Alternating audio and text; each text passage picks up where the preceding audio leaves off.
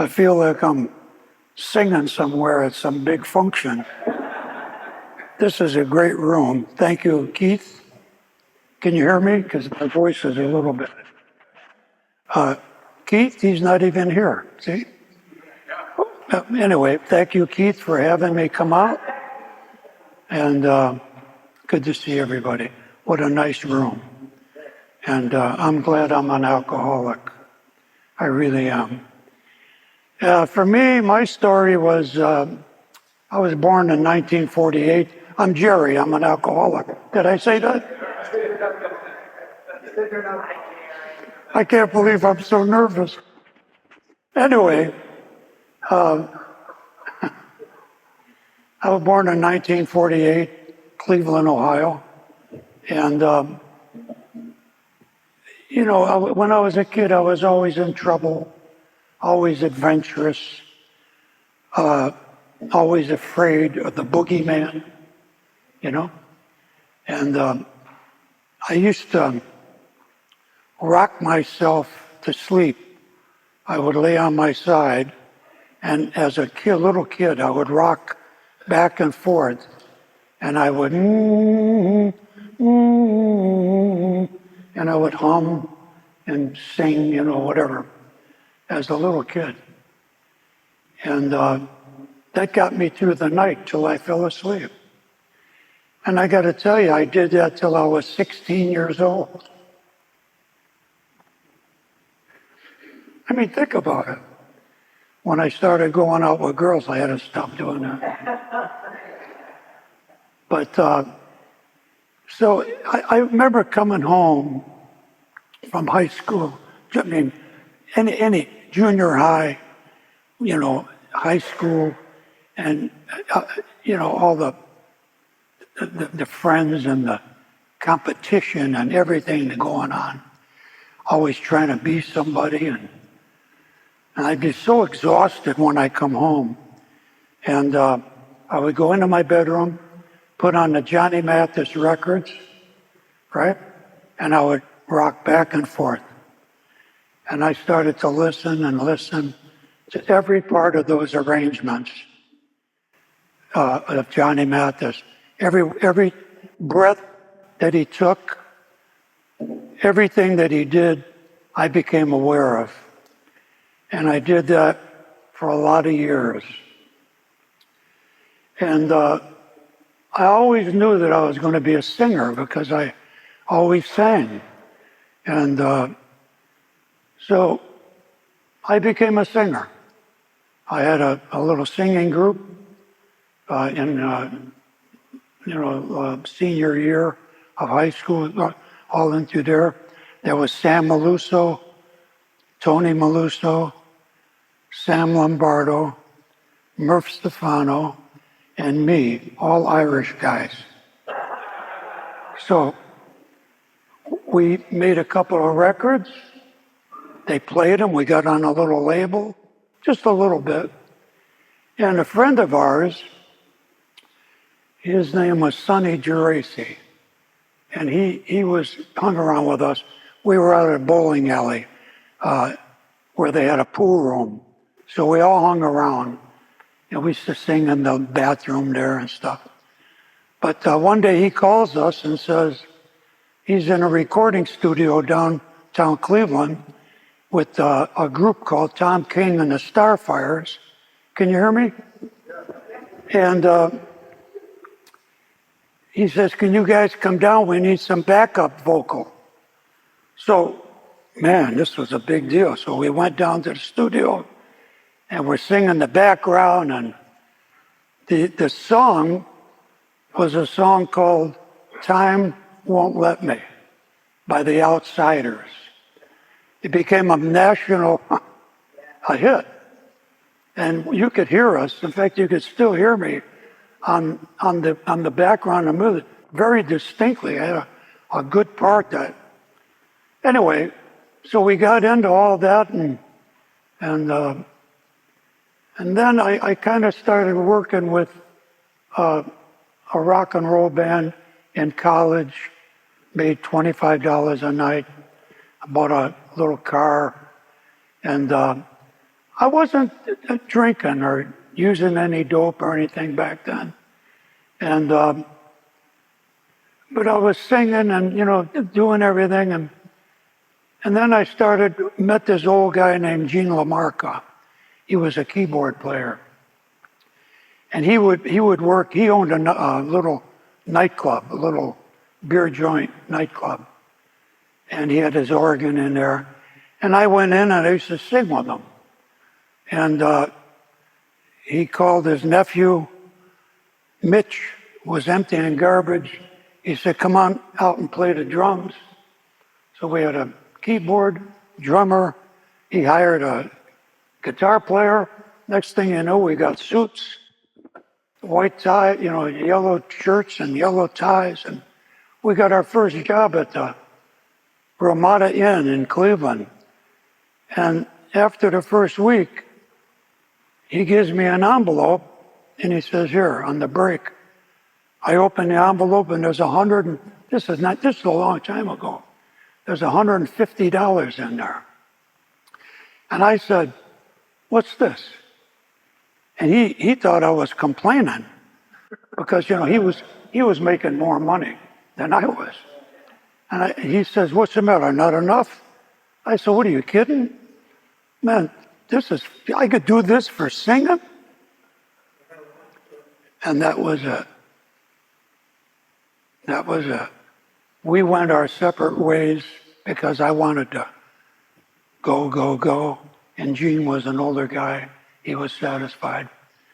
So I had my own group and I started working 1970, 71, 72, and started making money. Got married, traveled all over the East Coast on the road with my band. We had a van. And then I started drinking. That's when I started drinking. And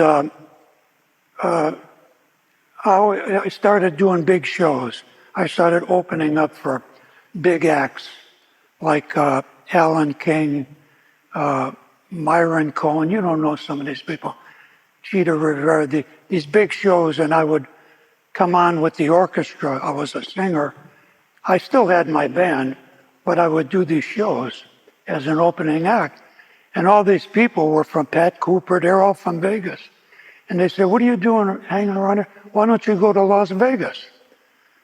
So I got my band and I talked them into going to Las Vegas, canceled my work back there in Cleveland, went to Las Vegas. And before I left Cleveland, I started using. I started drinking, and can I mention this at all? And I started using cocaine. And, I looked it up. I said, "Man, this is great. There's nothing wrong with this. They used to put it in Coca-Cola years ago. This is, I loved it." But I went, whew, that was the end of me. Because I started doing all that, drinking and using. Then we came to Las Vegas. I'm still drinking and using. We got a job. We used to audition at a place. We got a job at the Sands Hotel, a 5-year contract, right? Back at home was my wife, and I had built a house back there, beautiful, English Tudor. I built it, me and my dad, and it came out nice, and 3,600 square feet. I was just a kid, 25 years old. And I told her, "Sell the house." I haven't stopped paying for that. That's a long time ago. She still hasn't forgiven me. Sell the house, we're moving to Las Vegas. What a mess. Anyway, moved to Las Vegas, 1978. And I'm at the Sands Hotel, and I'm drinking, I'm using, and I can't get, I would go periodic. I was a periodic. And when I started, during the show, I would start drinking, and then I would call the dope lady, and I'd be gone, and you wouldn't see me for a couple of days. I mean, this is terrible. I'm at the Sands Hotel. They loved me. Everybody loved me there. The entertainment director was Walter Kane. They booked the Sands, the Desert Inn, the Frontier. Wayne Newton was a friend of ours, and we were doing everything. And I would go off, and one night I was in the hotel, by myself in the hotel, and we got off on Sunday, so I went upstairs Monday, all day Monday. The next day was Tuesday, and I'm supposed to be on stage. I'm up there, and I got a call backstage, and I say, I'm so jacked up, and I say, Joe, I'm practicing. Hey, Joe, I can't make it tonight. I got the flu. Joe, I can't make it tonight. I got the flu. Joe, I can't make it tonight. I got the flu. Hello, backstage. Joe, I can't make it tonight. I got the flu. This is what it came out. I was so jacked up. He hangs up the phone. Now the casino manager comes back, the shift boss, and we were in the casino with a big curtain. And he goes, where's the music? My band was on stage. And he goes, I just got a call from Jerry. He's so messed up. I don't know. He goes, and they knew rumors that I was. So the casino boss says to my band, he says, you guys pack up, go home. Oof. That was it. Sands Hotel. I got fired. And that was the most terrible thing. And I couldn't stop. Then I went to work at a little place called the Chateau Vegas, a local bar. And everybody knew me, they liked me. We used to pack the place, but I'm still going off and periodically just can't keep, my wife is going to leave me. I don't know what to do. And so I remember she was going to leave me, and I'm watching TV, and it said they had a commercial. If you got trouble with cocaine, was a big thing back there. So I called the 1-800 number, and they said there's a place in Beverly Hills called the Beverly Glen Hospital, and your insurance. I called everybody. Your insurance will pay for it. And I said, yeah, well, I don't want to go in Las Vegas because everybody knows me. But that was so, they know you're a drunk and a thing anyway. And I was a young man. I was 28 years old. I had everything in my life going, and I couldn't stop this. I couldn't stop because I got to tell you, women and music and that stuff did not go together. And once I got up there and started singing, I became a different person. And all the beautiful girls and everything, and I'd end up gone. At the end of the night, gone. So I go to the treatment place. A bunch of guys come in and they say, hey, how you doing? And I go, oh, okay, where's the doctor? They're talking to me. I said, I don't want to talk to you guys. Where's the doctor? I want to get well. They said, no, this is how it works. We're all sick too. We come in, we're trying to get well. We're patients. So I go to my first thing there, and then I'll never forget, on the board, it said, surrender. First thing I remember at the treatments, and the guy says, you got to surrender, And then they started talking, and I started understanding that I was sick. I wasn't a bad person. I was sick. And the sponsor in there, the counselor, was a nice guy. And he started telling me the stuff he did. And I said, I couldn't believe it. I never thought nobody did what I did. Believe me, I'd be out in my tuxedo pants and shoes trying to wash my face in some gas station to go back to work after being out for 2 days. I'm telling you, it was terrible. I had a big job at the Sands. It was a big job. And he took us to our first meeting. We had our wristbands on, and we get off. I'd never been to AA. And we're walking through the parking lot, and there's Mercedes-Benz, Jaguars, Rolls-Royces, Cadillacs. And I go to the concert. I said, what's all these cars? He says, those are the people that are in here in the meeting. It was in Hollywood, a big meeting. I went, really? And I said to myself, hey, you know what? We might have something here. You mean these people are in AA? This is what I'm getting into? I needed to see that. Because the first meeting I went to, besides that, was in the afternoon. And the guy was celebrating his 11th birthday. And I'm thinking, what am I doing here?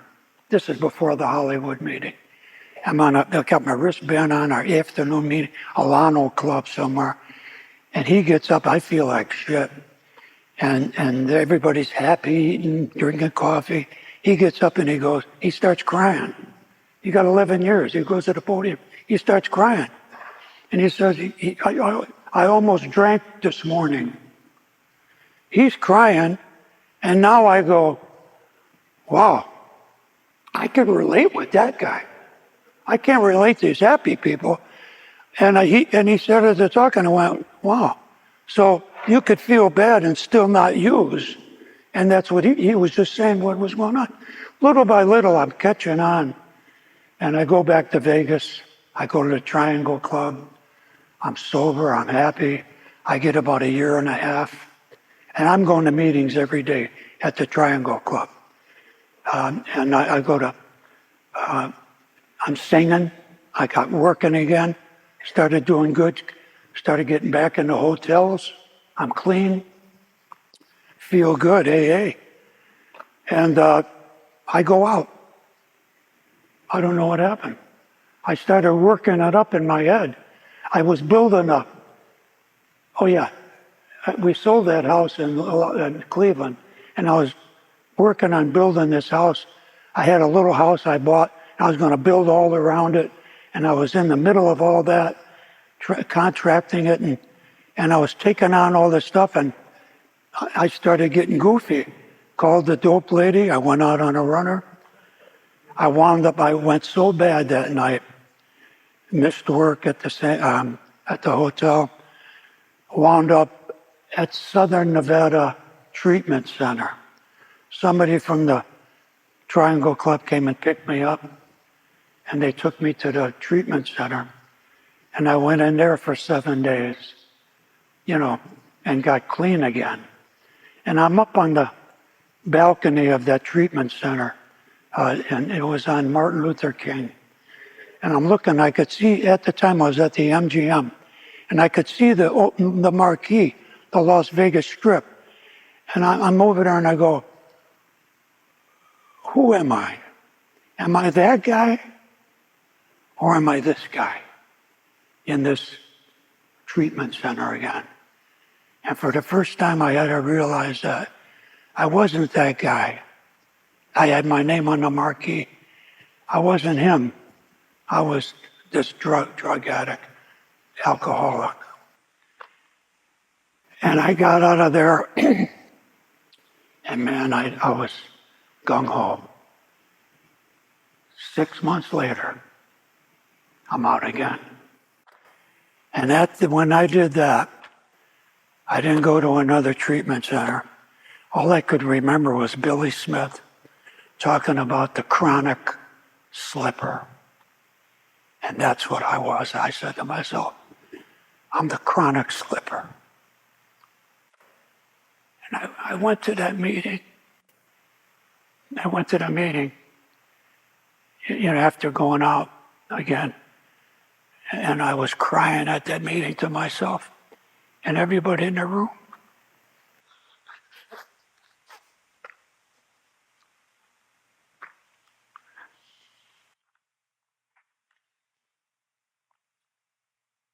all the beautiful people that I had known for 2 years. They were all doing the meeting, and I said to myself, I'm never going to get this because I'm going to go back to work. And I'm going to start. I'm going to start again. And the meeting went out to the lunchroom. They had a big lunchroom. And Fran, remember redheaded Fran Benson? She comes up, and they all liked me. They were so nice to me. She said, Jerry, it takes what it takes. And she walked out, and I was sitting there by myself in the meeting. And I saw Ted Davis outside in the lunchroom, and I went over to him, and I said, can I talk to you? He couldn't talk. He had a hole here. And he said, sure.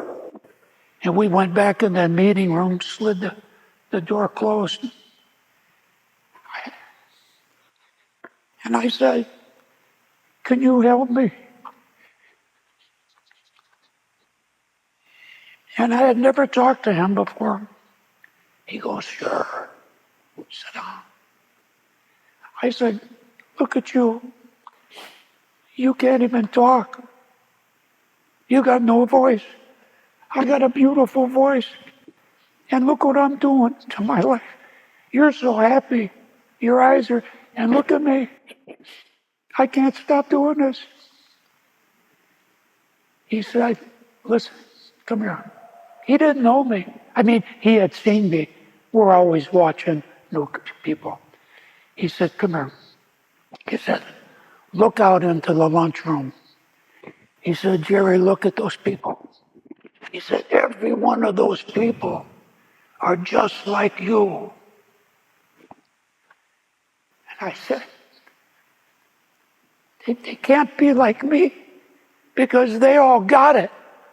If you're willing to go to any length to get it, right? And I knew that I didn't have it. I'd be the last guy in the meeting and the first guy out. You might know that I don't know nothing. And they all had time. Billy Smith, Bill Birch, Ted Davis, all these big names in the AA were there, at those meetings. And as he said that, I said, they can't be like me. This was my God shot.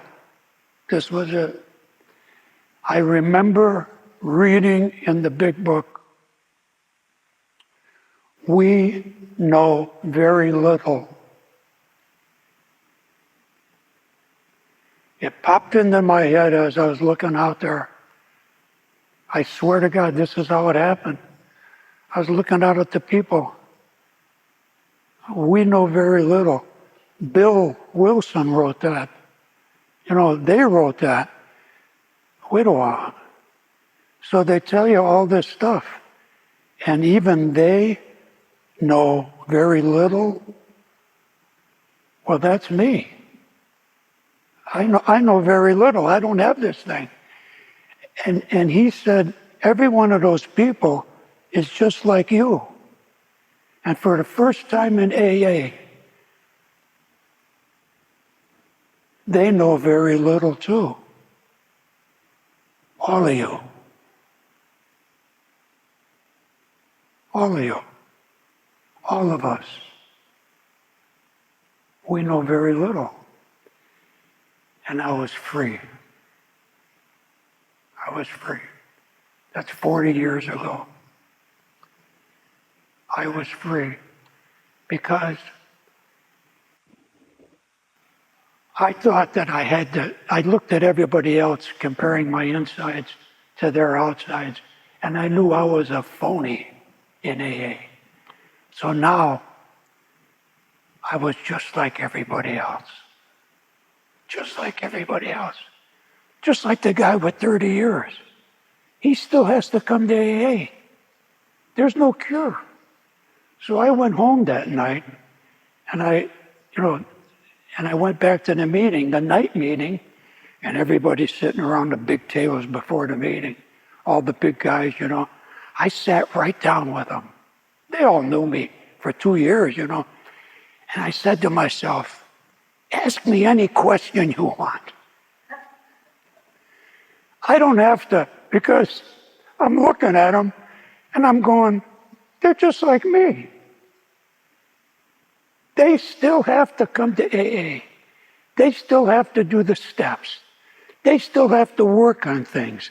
They still have days where they're not working the program, where they're swearing or they're doing, like Ted Davis used to say, our character defects have a thin veneer over them and they pop up. Yeah. And you see, that's what it took for me. And I don't know where I am on time, but I'm okay. And that was 40 years ago.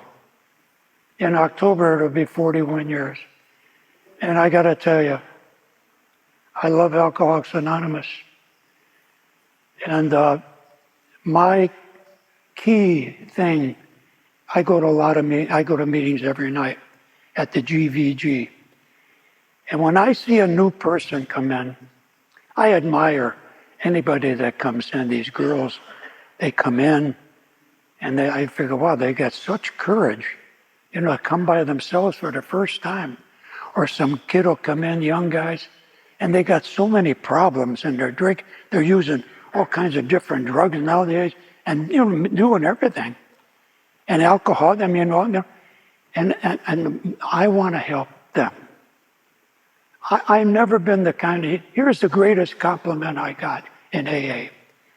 I'm at a meeting, I owned a motel in Boulder City. I should have never bought that anyway. And I come down and I started going to the GVG. 10 o'clock, I closed the motel. I was working in the afternoons, singing, go to the motel, go to the GVG, 8:30 10 o'clock, 10 o'clock meeting. And my friend Jerry Lopez had a birthday, and he's walking up, and the guy says to me, he said, Jerry, you got a birthday too, right? I'm a year behind you. I said, yeah, but nobody knew that. And so they all knew that I had 30-some years. And a guy, after the meeting, a guy comes up to me. He had a bald head and two tattoos of two horns on his head, right? His name was Mark, and he was a nice guy. Came to meetings every night. He comes up to me and he goes, Jerry, I want to apologize after the meeting. Jerry, I want to apologize to you. I said, for what, Mark? He said, I thought you were a newcomer. I said, you thought I was a newcomer? I got 30-some years. You thought I was a newcomer? He says, yeah. And I went, wow, that's the greatest compliment that I ever got. Because I want to learn. I don't have this thing. If I don't go to meetings, I got so much crap right now in my life with family that it's so much anxiety. I mean it. I wish I could just go away somewhere and let everybody just live alone. They're all drinking, using,